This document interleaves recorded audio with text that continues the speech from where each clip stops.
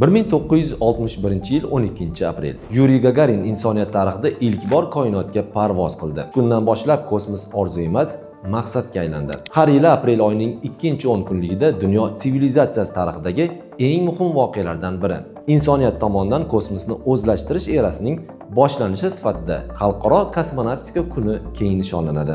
Ushbu sanada Yuriy Alekseyevich Gagarin ilk bora Vostok nomli kosmik kemada 108 daqiqa davom etgan Yer shari atrofidagi orbital parvozini amalga oshirgan. Kosmos tibbiyot, biologiya, materialshunoslik, sayyoralar atmosferasi va qa'ri kimyosi, astrogeologiya va boshqa ko'plab ilmiy fanlar majmuasi yaratilishiga sabab bo'ldi. Kosmik tadqiqotlar asosida bir qator ilmiy va amaliy sohalar hamda texnologiyalar shakllandi. Masalan, Yerni masofadan turib zondlash va sun'iy yo'ldosh navigatsiyasi, dunyo axborot resurslariga ulanish, raqamli eshitish, aloqa, kuzatuv xizmatlarining jadallashishi, sun'iy yo'ldosh mobil telefoniyasi, internet va ma'lumotlarni onlayn uzatish imkoniyatlari yaratildi. Fazoni tadqiq etishda O'zbekiston kosmonavtlarining ham ishtiroki salmoqli bo'lgan. O'zbekistonda tug'ilgan Sovet kosmonavti, aviatsiya general-mayori, Sovet ittifoqining 2 karra qahramoni va kema komandiri sifatida 5 marotaba kosmik parvozni amalga oshirgan eng tajribali uchuvchi kosmonavt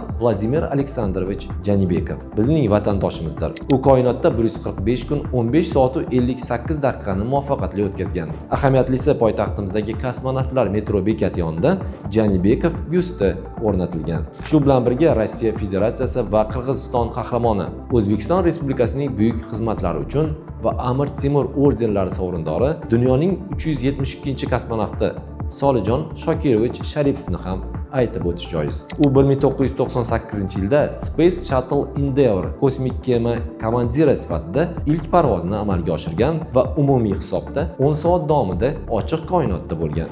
Yerni masofadan zondlash ma'lumotlarini qo'llagan holda davlat organlariga masalalarni hal etish samaradorligini oshirish, kosmik tadqiqotlar va texnologiyalar sohasida xalqaro hamkorlikni amalga oshirish kabi ko'plab yo'nalishdagi ishlarni olib bormoqda. 2019-yilning 30-avgust kuni O'zbekiston Respublikasida kosmik faoliyatni rivojlantirish to'g'risidagi farmon imzolandi va unga muvofiq Kosmik tadqiqotlar va texnologiyalar agentligi O'zbek Kosmos tashkil etildi.